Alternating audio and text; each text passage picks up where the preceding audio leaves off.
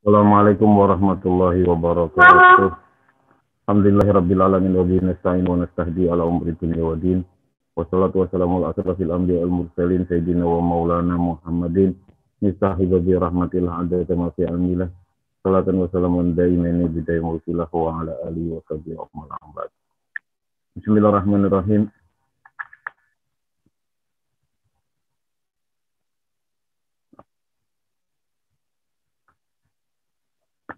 Qala al-musannif bismillahirrahmanirrahim.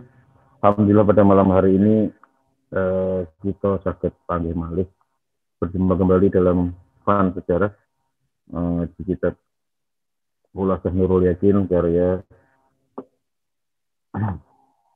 Syekh Ustadz nih Umar Abdul Jabbar.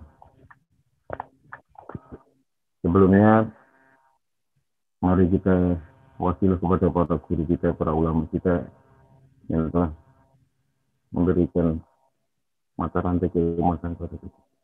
Binati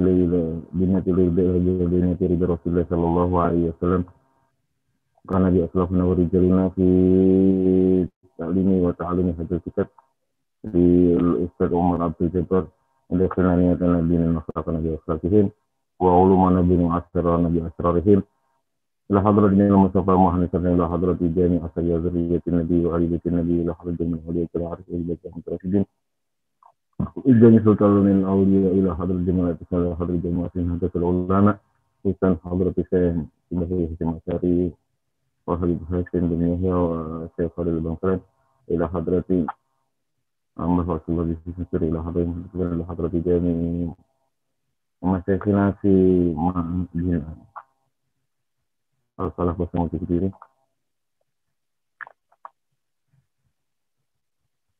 Assalamualaikum warahmatullahi wabarakatuh. Kira la hadrat Mustafa sallallahu alaihi wasallam seperti saya Abdul Jabbar yang menembak akhir al-Fatihah. A'udzu billahi minasyaitonir rajim. Bismillahirrahmanirrahim. Alhamdulillahirabbil alamin arrahmanir rahim maliki yaumiddin. Iyyaka na'budu wa iyyaka nasta'in ihdinas siratal mustaqim siratal ladzina an'amta 'alaihim ghairil maghdubi 'alaihim waladdallin. Rabbi sirli wali walidayya wal mu'minina amin. Bismillahirrahmanirrahim. Qala al-musannif rahimahullah ta'ala wa nafa'ana bihi wa bi'uli fid dharain amin. Sulhul Hudaybiyati utai itu mertelakan perjanjian Hudaybiyah. Lama aliman yang dalam semua saling ngerti. Sopo Quraisy kong Quraisy dibai akhir Ridwan kelawan Bayat Ridwan. Bayat yang dilakukan di sebuah lingkungan pohon yang namanya pohon Ridwan. Khofat mongko khawatir sopo Quraisy ala nasinya atas awak ini. Akhirnya Pak Arsalat mau ngecolakan sopo Quraisy Utsman Sayyid Utsman wa man wong mau asatane Sayyidina Utsman. Pada masa itu Rasulullah sallallahu alaihi wasallam ketika mendengar berita bohong tentang berita bahwasanya Sayyidina Utsman dibunuh, maka Rasulullah menguatkan hati para ashab yang ikut serta Nabi dengan jalan bayat Ridwan. Artinya sumpah setia untuk selalu membela Islam, membela kanjeng Nabi apapun terjadi. Walaupun mereka ini datang ke Mekah dalam rangka untuk umrah tidak bersenjata, tapi ketika orang-orang Muslim dizalimi, beliau beserta pengikutnya tidak takut, tidak akan gentar, tetap akan melanjutkan perjalanan ke Mekah. Nah, setelah mendengar bayat ini, orang-orang Quraisy hatinya gentar. Hatinya takut. Allah Ta'ala telah berfirman, innal ladzina yubayyi'unaka innama yubayyi'una Allah yadullahi fawqa aydihim. Ini sebuah ungkapan pujian yang diberikan Allah untuk pengakuan bentuk apresiasi Allah kepada makhluknya, hambanya yang berbaiat sumpah setia pada baginda Nabi. Tidak hanya itu, Laqad radiyallahu 'anil mu'minina id yubayyi'unaka tahta syajarah. Allah tidak hanya sekedar memberikan rahmat, tapi juga meridai mereka. Ini satu kedudukan yang luar biasa. Kita sebagai seorang Muslim, harapan hidup kita yang paling besar adalah kita ridho sama Allah, tapi juga Allah meridai kita. Ini langsung kontan oleh Allah, diberi apresiasi, diberi surat keterangan mereka yang berbaik pada baginda Nabi itu mendapatkan titel radhiyallahu anhu.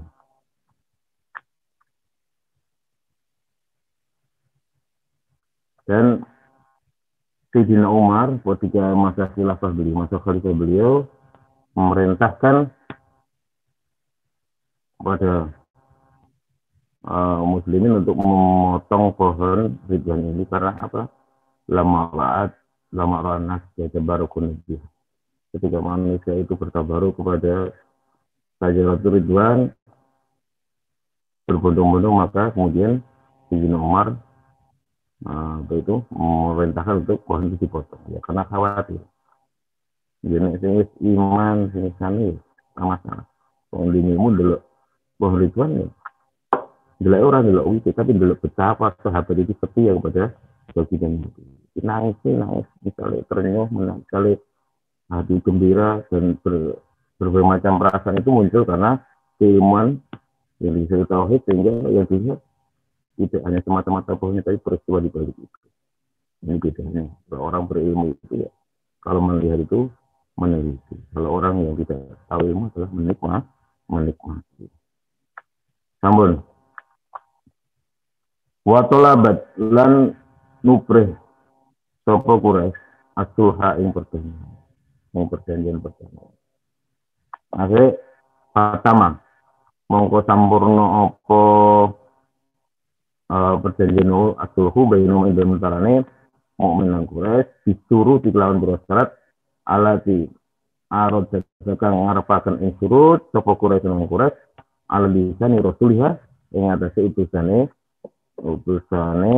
Quraisy. Jadi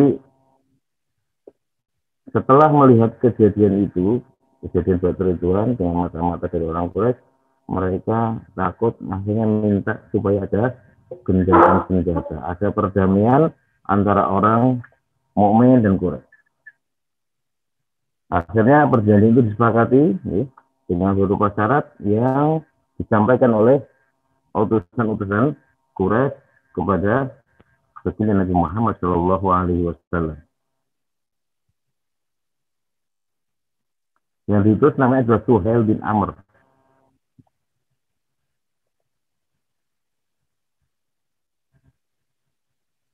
Di Suhail bin Amr merupakan utusan Quraisy yang diutus kepada baginda Nabi. Orang Quraisy mengatakan, wahai Suhail, katakan kepada Muhammad, berdamailah dengannya, dan isi perdamaian ialah bahwa ia harus pergi dari tempat kita tahun ini. Demi Allah, orang-orang Arab tidak boleh memperbincangkan kita bahwa ia datang kepada kami dengan kekerasan. Akhirnya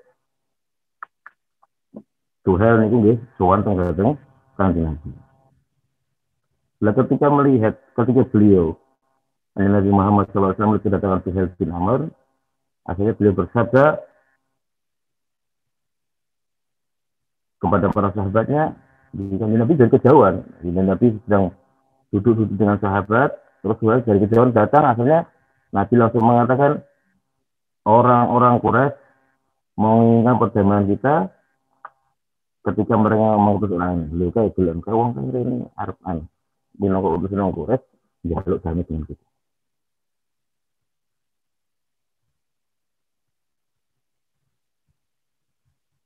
Akhirnya setelah terjadi permusyawarahan, ya katakanlah ada lobby saling dan sebagainya, akhirnya apa itu berlangsunglah perdamaian itu. Isi perjanjian itu apa? Wahiyya watul harb asyurat ini. Wahiyya utawi surut iku watul harbi. Genjatan-genjatan itu. Watul harbi, namun itu genjatan-genjatan. Asrosina lawan 10 tahun. Wa iya mana? Lan jentung rasa aman. Aweh rasa aman sapa ana semenungso bak ngaten. Wa iya mana yen to paling keamanan sapa ana semenungso. Badung setengah badung setengah. Yang kedua harus saling memberikan rasa perlindungan, harus memberikan perlindungan, saling melindungi. Wa iya jalan yen to balik sapa rasul anu saking Quraisy hadal amin kelaka. Nanti harus balik ke di tahun ini. Nah, lama-lama di Mekah. Gitu. Wala yaruddu. Lan yen to balekaken. Sapa Quraisy. Maning wong atahum kang terus sopan ing Quraisy minal muslimin saking wong. Wa yaruddu lan to balekaken sapa Muhammad Nabi Muhammad man ing wong atahum kang terus sopan ing Nabi min Quraisy saking Quraisy. Terus yang perlu kita perhatikan, jadi isi perjanjian ini sekilas.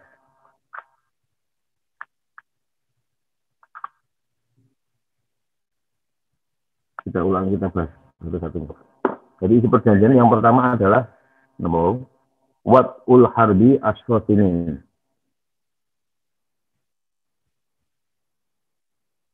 Jadi keduanya berdamai untuk tidak mengangkat senjata, artinya menghentikan perang selama 10 tahun. Terus yang kedua, masing-masing pihak memberikan keamanan selama jangka waktu. Jangka 10 tahun itu harus memberi rasa aman, harus saling memberi rasa aman. Artinya misalnya ada orang Madinah, orang Muslim datang ke Mekah, tidak boleh diganggu, tidak boleh diperangi, tidak boleh siksa dan sebagainya. Baliknya orang Quraisy datang ke Madinah dipersilahkan. Okay. Terus masing-masing pihak artinya menahan diri dari pihak lain.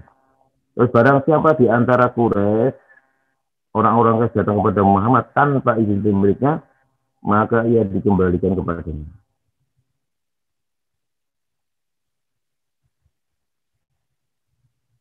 Jadi barang siapa dari orang Quraisy datang kepada Muhammad tanpa izin pemiliknya, maka ia dikembalikan kepadanya. Artinya misalnya ada budak pergi ke Madinah tanpa izin pemiliknya, harus dikembalikan. Tetapi sebaliknya barang siapa di antara pengikut Muhammad pergi ke orang-orang Quraisy, maka ia tidak dikembalikan kepadanya. Jadi memang sepintas ini ya jelas belok isinya ini seakan-akan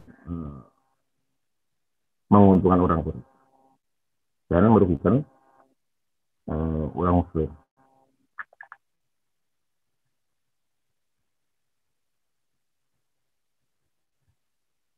Terus selanjutnya ada garis-garis ketentuan dari persyaratan tadi. Komitmen ini harus dijaga sebentuk wujud perdamaian. Terus pencurian rahasia dan pengkhianatan tidak diperbolehkan. Barang siapa ingin masuk ke dalam perjanjian Muhammad, maka ia masuk di dalamnya. Dan barang siapa ingin masuk ke dalam perjanjian orang Quraisy, maka ia masuk ke dalamnya.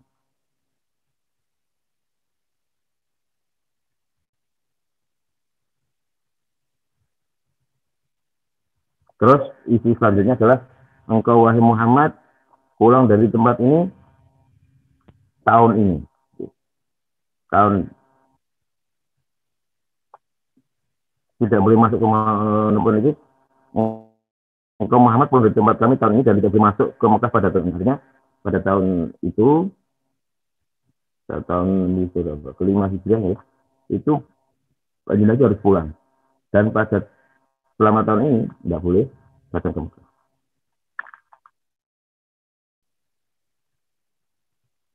Tahun depan kami keluar dari Mekah, kemudian engkau mesti Mekah dengan sahabat-sahabatmu, engkau berada di sana selama 3 hari dengan membawa senjata layaknya musafir, yaitu pedang di sarungnya dan tidak membawa senjata lain. Artinya senjata orang sipil tidak membawa senjata dalam masa perang.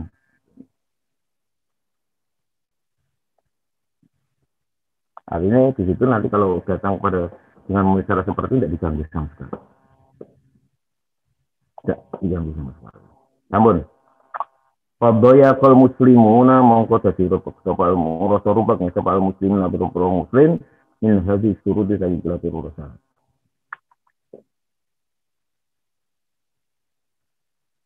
Bentar. Jadi ketika orang orang Quraisy mensyaratkan orang yang kembali, orang yang pergi dari Quraisy misalnya tidak datang kepada Muhammad atau dengan Nabi, itu kan harus dikembalikan. Sementara orang Madinah yang datang, orang Muslim datang ke Quraisy tidak boleh dikembalikan. Kan jadi ya, mau jaga.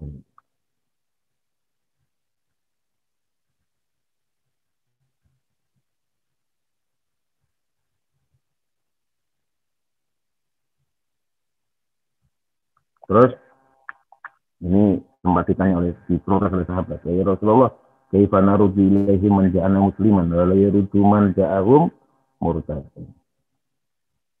Bagaimana kita kok disuruh kembalikan yang orang datang kepada kita pada dia muslim, tapi mereka apa nih? Tidak boleh, kita tidak boleh menuntut balik ketika orang datang kepada mereka dalam keadaan murtad. Akhirnya Nabi mengatakan man dhahaba minna abadullah wa man ja'ana minhum faradnahu ilaihi. Faisa ja'alallahu lahu farajan wa makhraja. Barang siapa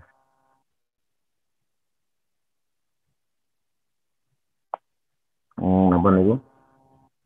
Mereka pergi dari kita, ya mereka akan dijauhkan oleh Allah. Dan barang siapa apa nih? Datang kepada kita dari orang kafir, yang mereka akan dikembalikan. Tapi yakin saja Allah akan memberikan pintu keluar dan memberikan solusi pada masalah ini. Ya, solusinya sebenarnya ya ini. Ketika orang-orang muslim merasa sumpek, merasa apa, tertekan, merasa dikalahkan, merasa dipecundangi dengan suruh-suruh seperti ini, ya nanti ada dampak positifnya. Dampak positifnya apa ya? Akhirnya Islam itu bebas dibicarakan di kota Mekah. Misalnya sebelumnya yang ada di Mekah rata-rata orang-orang non-muslim, orang Quraisy yang kafir Mekah dan tidak boleh membicarakan Islam, tidak boleh bicara bebas. Tapi ketika setelah sulh Hudaybiyah, maka kemudian terjadi pembicaraan di mana-mana tentang ajaran Muhammad, tentang Islam itu bebas ini. Ya, ini akhirnya membawa dampak orang-orang Islam semakin baik. Saya lanjutkan dulu sebentar. Pada ya kemau jadi rupuk Rasulullah sebal muslimun awal muslim min hadis turut istilah bahasa. Walas siam lan apa maneh man izin kategori muslimun minat tawaf saking tawaf bil baiti dalam Baitul Haram ai fi hadasan. Artinya di tahun ini mereka merasa tertekan tidak boleh melakukan umrah. Jadi di balik itu semua itu tadi hikmah yang luar biasa adalah Islam bebas dibicara oleh siapapun dan kapanpun, yang menjadikan Islam ini menjadi bahan diskusi di segala tempat, yang menjadikan orang semakin tertarik pada itu. Wafiru di dalam bali Kanjeng Nabi alaihi wasallam minal Hudaybiyah di Hudaybiyah. Hudaybiyah itu kemarin ada sebuah tempat umur di antara Madinah dan di Najalat mau temurun ala Kanjeng Nabi suratul Fatih.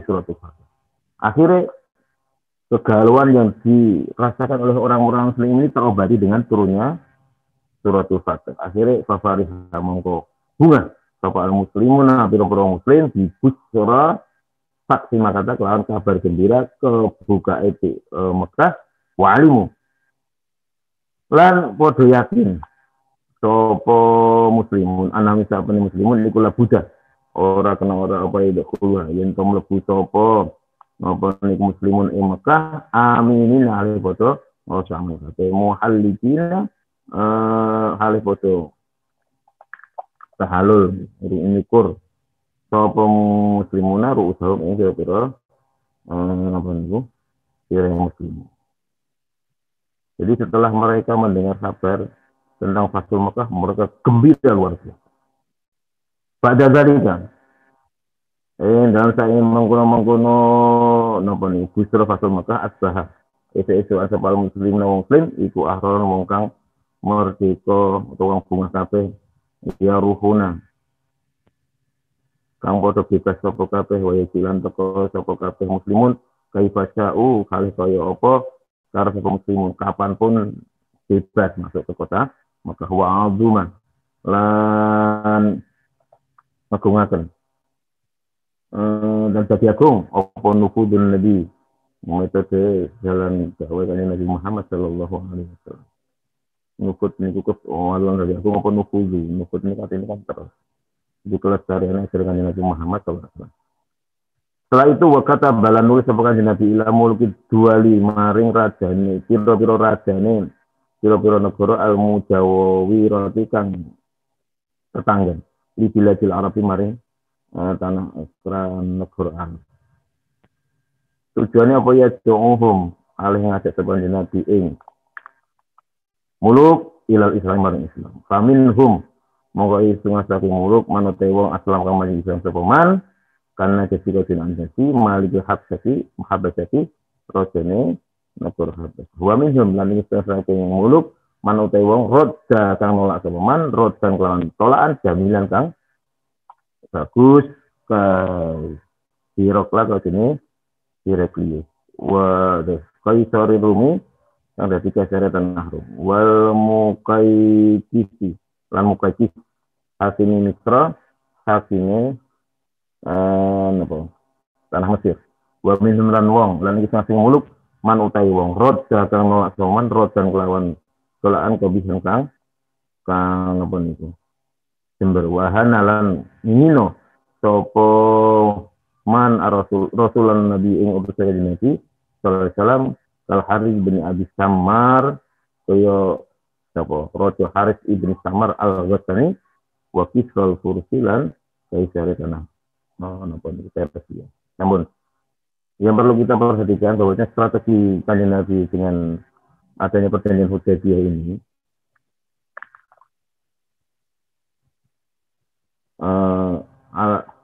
kalau dengan strategi Hudaybiyah ini kanjeng Nabi di sisi awal kelihatannya ngalah dalam artian beliau ditekan untuk tidak boleh melanjutkan umrah di Mekah, tidak boleh datang pada tahun ini untuk umrah ya, terus bentuk kekalahannya kan itu tuh. Yang pertama ya, beliau dan rombongan dilarang menyelesaikan umrah padahal pada waktu itu tapi juga percaya beliau jadi sudah membawa onta sejumlah 70 onta yang disiapkan untuk tahalul. Terus yang kedua, beliau untuk tahun ini tidak boleh ke Mekah. Terus yang ketiga kekalahan yang ketiga sepintas kekalahan mereka adalah orang-orang dari Quraisy yang ke Madinah tanpa izin harus dikembalikan. Yang keempat, orang-orang Madinah yang ke Quraisy tidak boleh dikembalikan. Ini 4 poin yang menurut orang Muslim menjadi kekalahan mereka, merasa mereka dirugikan. Tapi Nabi mengiyani, karena ini mengizinkan perjanjian itu terus berjalan. Tapi di balik itu semua ternyata justru setelah itu Islam itu berkembang dengan besar di pelosok-pelosok kota Mekah, di pelosok Mekah. Inilah kehebatan strategi Nabi, strategi nubuwah yang luar biasa yang harus kita akui, yang kadang secara akal manapun ini sulit. Karena ini merupakan manhaj nabawi, manhaj nubuwah yang sulit dipahami oleh anak biasa. Di balik itu semua kalau kita sebagai santri, kadang kita merasa menggunakan akal kita, ngotak-atik kebijakan para guru kita. Kadang ada yang lucu, ada yang tidak, itu wajar. Tapi di balik itu semua kadang kita melihat betapa kebijakan para guru dan kebijakan yang di atas akal rata-rata atau bahkan kita mengatakan kebijakan yang merupakan ilham robbani ya. Karena memang mereka orang-orang yang dekat dengan Allah Ta'ala dengan kesucian hati mereka, Allah memberikan metode-metode penyelesaian masalah yang di luar jangkauan. Kalau kita sering soal provinsi sepuh, yang mungkin kita sedang ada yang punya masalah dan sebagainya, maka pasti kita akan menemukan sebuah metode jawaban solusi dari sebuah masalah yang kadang tidak sesuai dengan cara berpikir kita. Tapi ternyata itu bisa menyelesaikan masalah yang sedang kita hadapi. Ini pentingnya kita ini belajar dari ini semua, mengaku bahwasanya para ulama adalah warasatul anbiya. Kesimpulannya sekarang dari keterangan ini ya, khulasatus sanatis sadisah. Kesimpulan dari tahun ke-6, di dalam tahun ke-6 ini ada penerang Bani Lahyan. Karena pengkhianatan mereka terhadap Nabi Muhammad SAW. Kemudian ada perang Gobah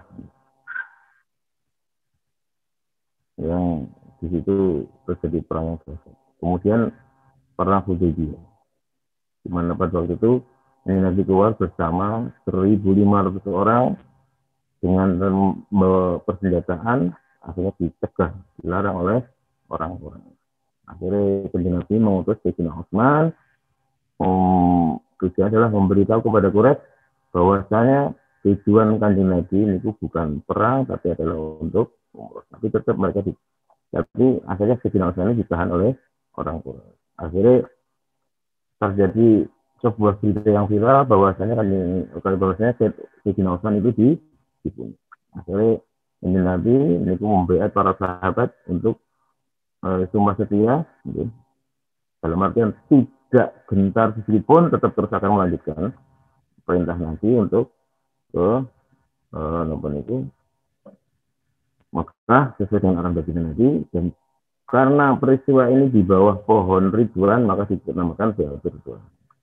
Intinya mereka saat ini terjadi peperangan, mereka tidak akan mundur setengah pun. Akhirnya dengan adanya semangat baiat dari orang-orang Muslim kepada baginda Nabi ini, akhirnya orang Quraisy itu hatinya getar, hatinya takut. Akhirnya terjadilah sebuah perjanjian perdamaian, ya, terkenal dengan perjanjian Hudaybiyah dengan beberapa syarat. Salah satunya adalah mengadakan senjata selama 10 tahun dan kedua belah pihak saling menjaga, saling memberikan rasa aman. Akhirnya orang-orang Muslim pulang. Di dalam tengah perjalanan pulang, di mana hati mereka kecewa, ya kecewa dari Madinah sudah membayangkan ke Mekah umroh dan sebagainya, kok ternyata ditolak, tidak boleh pulang dengan perasaan galau. Tapi ketika berjalan mendapat obat dengan turunnya ayat surat Al-Fatihah yang memberikan kabar gembira bahwasanya mereka akan mendapati terbukanya. Artinya Mekah akan dikuasai orang-orang Muslim, sehingga mereka akan pulang pergi mengunjungi Mekah kapanpun sesuai dengan hati mereka tanpa ada yang menghalangi. Dan ajaran itu akan terus berjalan langsung, ya. Terus nanti mengirimi surat-surat kepada raja sekitar Arab yang isinya tidak ada yang masuk Islam, tapi ada yang mau, ada yang tidak. Pokoknya itu saja. Semoga bermanfaat untuk bisa kita jadikan sebagai pedoman dalam menyusun langkah kehidupan dakwah di masyarakat kita. Untuk bermanfaat. Walaupun minkum. Assalamualaikum warahmatullahi wabarakatuh.